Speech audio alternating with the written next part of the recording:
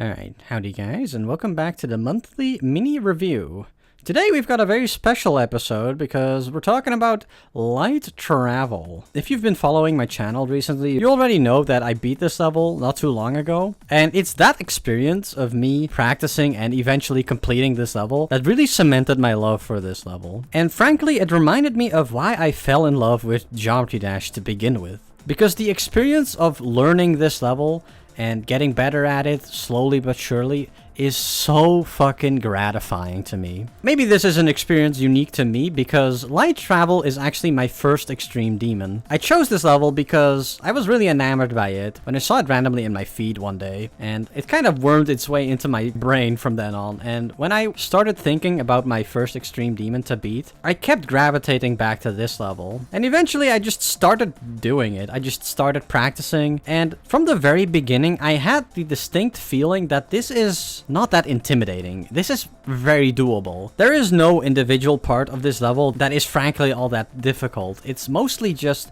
a test of endurance. The gameplay in this level isn't all that complicated. It's fairly straightforward for the most part, but it also manages to be quite inventive at the same time. It is very unique. There aren't many levels that play like this. The best way to describe it, I think, is to say that the gameplay in this level is not very condensed. It's stretched kinda thin, but that's honestly working to its favor because it gives you plenty of time to take in the atmosphere of this level and appreciate it from a more zoomed out perspective. The whole level has this kind of grandeur to it. I don't know, compare it to stepping inside of a big church. It's that feeling of occupying a space that feels like it was designed for something much larger than yourself. Especially when you get to the drop and you speed up and the level really opens up. You make these big sweeping movements over the screen and it just feels... I hesitate to say epic, but that's genuinely how it feels. It just feels really epic. And you know, the length plays a role in that too, because the first drop isn't until like 3 minutes into the level. So you really get a sense of that build up and a sense of scale. This is a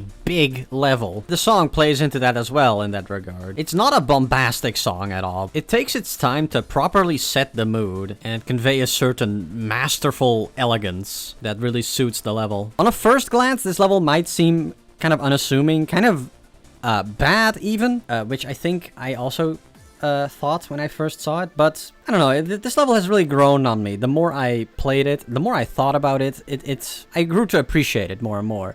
Believe it or not, this level actually perfectly hits the object limit. It has 80,000 objects. And considering how long it is actually perfectly understandable why it looks the way it does. But even then, even taking that out of consideration, I think the visuals of this level do exactly what they need to do. It is minimalistic and abstract. It leaves a lot of space for the player to occupy, both physically, but also like in a spiritual sense. It leaves a lot up to interpretation, I guess. There isn't a clearly defined destination in this level like there is in Lonely Travel. For as understated as this level is, though, it is still really creative with its visuals. Like, the effects in this level are very simple, but they serve their purpose well. There's a lot of attention to detail when it comes to syncing up the visuals with the music, which you will notice if you pay close attention to it. If you're looking for a first extreme demon to beat, honestly, this couldn't get more of a recommendation for me. It's not necessarily going to make you better at, like, precision flying or going through tight wave corridors or that kind of stuff that you often see in extreme demons.